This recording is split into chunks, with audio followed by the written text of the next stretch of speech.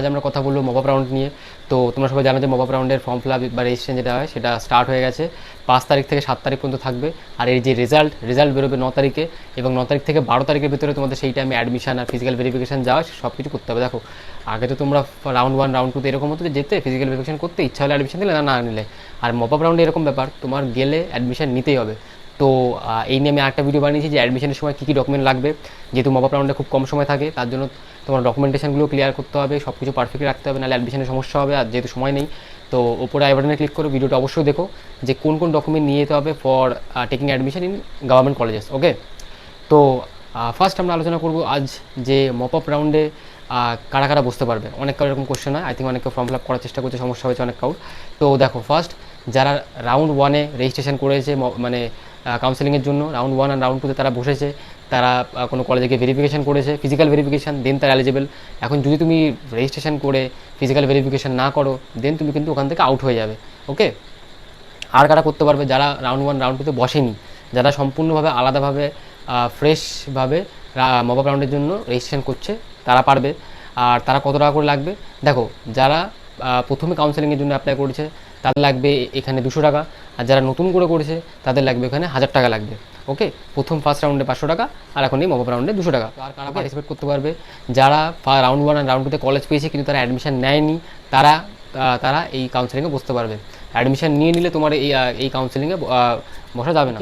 আর একটা জিনিস মনে রেখো, যারা যারা এই জিনিসটা ভাবছো যে তোমরা রাউন্ড 2-তে একটা কলেজ পেয়েছো আর ভাবছো যে মপ আপ রাউন্ডে বসার পর যদি কোনো কলেজ পাই, যদি ঠিকঠাক হয় তাহলে ওই কলেজে যাবে, আর খারাপ হলে রাউন্ড 2 কলেজে যাবে, এরকম নিয়ম নেই। এই নিয়মটা ছিল 2021-এ, তারপর থেকে এই নিয়মটা বন্ধ হয়ে গেছে। তো এই জিনিসটা মাথা থেকে বার করে দাও। আর মপ আপ রাউন্ডে এই জিনিসটা অনেক বেশি খেয়াল রাখবে যে টাইম কম থাকে, তো ডকুমেন্টগুলো অবশ্যই বানিয়ে অ্যাডমিশনের জন্য। আর সেই জিনিসের ব্রেফ আমি এখন ডিসকাস এই ভিডিওতে করবো না, নিচে লিঙ্ক দেওয়া আছে, নয়তো তোমরা আমি বললাম ভিডিওটা দেখতে পারো। আর মপ আপ রাউন্ডের রেজাল্ট যেটা আসবে সেটা 9 আগস্ট আসবে। 9 আগস্ট থেকে 12 আগস্ট এই টাইমে তোমাদের যে সিট অ্যালটমেন্ট ফিস আছে 5000, ওটা পে করতে হবে। যদি মানে যারা যারা প্রথমবার পে করছে, দেখো যারা যারা ফার্স্ট রাউন্ড বা সেকেন্ড রাউন্ডে পে করেছে 5000 টাকা, তাদের আর আলাদা করে করতে হবে না। বাট যারা নতুন করে রেজিস্ট্রেশন করছে মপ আপ রাউন্ডের জন্য, তাদের যারা আগে করেনি, তারা যদি কোনো সিট পায় তাহলে তাদের সিট অ্যালটমেন্ট ফিসটা দিতে হবে। যারা অ্যাডমিশন নেবে না তো কোনো ব্যাপার না। আর একটা জিনিস মনে রেখো, মপ আপ রাউন্ডের পরে তোমরা ট্রাই করবে ডিসেন্ট্রালাইজ কাউন্সেলিংয়ের জন্য।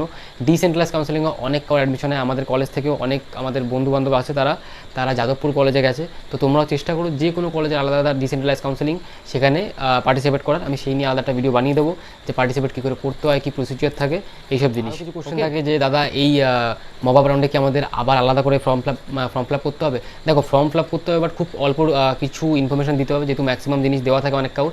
যারা নতুন করে করছে তাদেরকে তো দিতেই হবে, বাট যারা আগে করেছে রাউন্ড 1-এ তাদের বেশি কিছু দিতে হবে না, মাইনর কিছু ইনফরমেশন দিতে হয়। আর তাছাড়া তোমাদের সবারকেই অ্যালটমেন্ট যে আছে, সিট অ্যালটমেন্টটা, সেটা নতুন করে সাজাতে হবে। তো সেইগুলো ঠিকঠাক করে সাজিয়েও নিজের প্রেফারেন্স অনুযায়ী, যে যেই কলেজে তুমি ধরো পেয়ে গেছো বা যেই কলেজগুলো তুমি আগে অ্যালার্ট হয়েছে সেই কলেজ চাও না, তাহলে তার ওপরের কলেজগুলো দিও। আই থিঙ্ক মপ আপ রাউন্ডের কাট অফ এবার ঠিকঠাকই যাবে, কিন্তু মনে রেখো year on year mop up রাউন্ডের কাট অফ অনেক বেশি কমছে, মানে একটু ওপরের দিকে যাচ্ছে। তো ওটা খেয়াল রেখে যাও। আর বাকি কলেজগুলোর সাথে সেই জিনিসগুলোকে ম্যাচ করে একটু দেখে নিই যে তোমার হচ্ছে কি না, সেই হিসাবে তোমরা একটা প্রপার চার্ট বানিও মপ আপ রাউন্ডের জন্য। তো সেই রিগার্ডিং আমি অনেক ভিডিও বানিয়েছি যে কাউন্সেলিং প্রসেসের সময় কোন ভুলগুলো করবে না যখন তুমি তোমার প্রেফারেন্স অর্ডারগুলো সাজাবে। তো সেই নিয়েও তোমরা ভিডিও দেখতে পারো আমার চ্যানেলে গিয়ে। আই থিঙ্ক তোমাদের এই ভিডিওটা ভালো লেগেছে, আর অবশ্যই আমাকে জানি তোমাদের কোন বিষয় নিয়ে সমস্যা হচ্ছে। তো সেই জিনিস নিয়ে আমি খুব তাড়াতাড়ি ভিডিও বানাবো। আর তোমাদের কমেন্টে একটু ইউটিউব কাইন্ড অফ একটু করে দিও, মানে সিম্বল দিলে, লোগো দিলে আমার জানতে সুবিধা হবে যে কে কোন টপিকে ভিডিও চাইছে। ওকে, বাকি তো অনেক কোশ্চেন থাকে, সেগুলোর অ্যান্সার তো আমি দিয়ে থাকি, কিন্তু সবার তো দেওয়া সম্ভব না, ইটস নট অলসো প্র্যাকটিক্যাল। তো আমি চেষ্টা করবো যতটা পারি তোমাদের কোশ্চেনের অ্যান্সার দেওয়ার। আর যদি পারো তাহলে কোনো নেক্সট ভিডিও কার উপর করতে হবে সেটা নিয়ে অবশ্যই জানিও। এই চ্যানেলে আমি অ্যাডমিশন থেকে স্টার্ট করে তোমাদের পরে প্লেসমেন্ট পিরিয়ড পর্যন্ত আমি তোমাদের হেল্প করবো। আমি জেজিসি কলেজে এখন থার্ড ইয়ারের student from information technology department. তো আই থিঙ্ক আমি তোমাদের ভালো গাইড করতে পারবো রেসপেক্ট আদার্স। তো দেখা হচ্ছে পরের ভিডিওতে, তখন টাটা, বন্দে মাতরম।